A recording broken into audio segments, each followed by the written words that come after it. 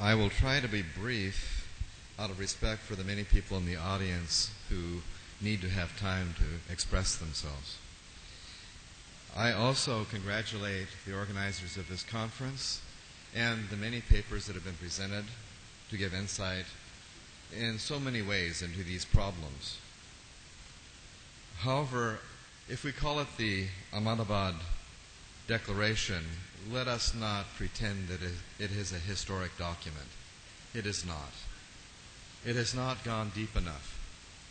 Most of what I have heard from the dais, as well as in the parallel sessions that I have attended, relate primarily to repeating information relating to global warming, which is repeating the reality of the crisis, or responding to it primarily on an individual level or on a group level, perhaps in what we are doing in a particular village or in a particular region of India.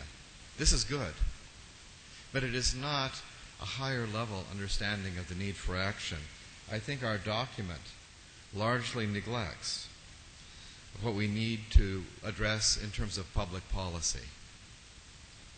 And even greater than that, globally, how we should address the issue of globalization, trade, and its contributions to what is happening at the local level.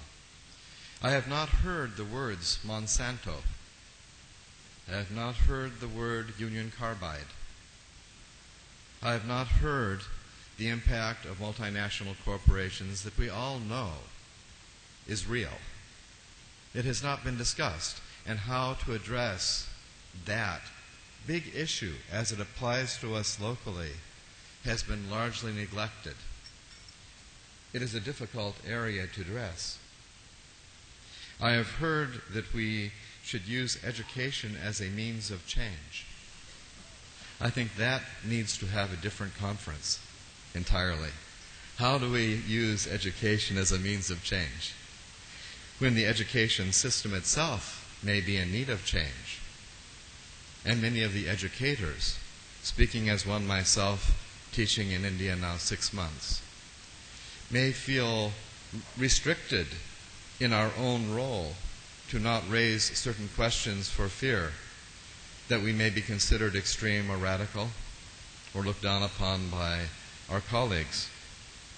That's an issue that deserves full addressing. If we want to have faith in education, it cannot be abstract. It must be concrete.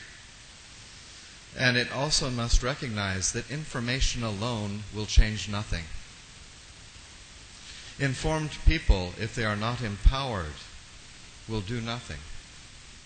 Not act individually, not act in groups, and certainly not act politically to impact public policy in a positive way. We must recognize that there are structures of power that are contributing to climate change. All we need to do is ask, who is making the money? In America, we frequently say, follow the money. Follow the money trail, and you will find where the source of many of the policies are. It might not be coming from Barack Obama. His position at Copenhagen may not really be his position. His position may be Monsanto's position, or Campbell Soup Company position, or Union Carbide, because many of these are the corporations who contributed to his campaign that allowed him to be elected.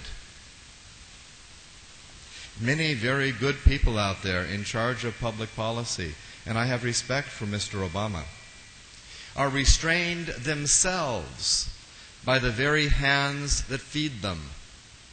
The money flow that benefits from the status quo, that does not want change in policy, that loves to hear talk like we have been hearing here, but does not want action and does not want people to be empowered. If the spirit of Gandhi is here, and I know it is, let us not simply talk about the need to empower and not indoctrinate. Let us understand how we ourselves can be empowered as educators or as community activists.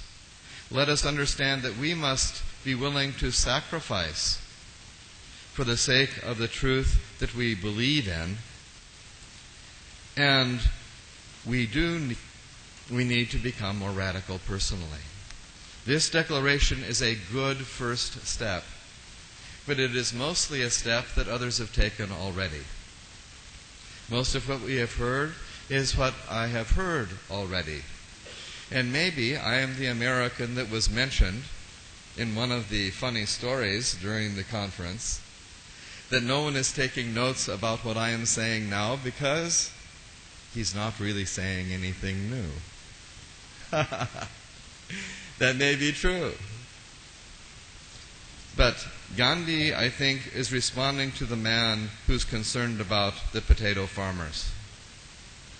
And Gandhi tells us in a very simple way, if you're confused about what you should be doing, think of the face of the poorest person who you may have seen. Think about that person and whether that person has Swaraj in their life. Do they have control over their own destiny? And ask yourself if the step you plan to take in this document or in your lives will do anything for that man, that person, that face of poverty. Ask that and keep that image in your mind. And Gandhi says, you may find your own ego, and you may also find your doubts melting away. Thank you.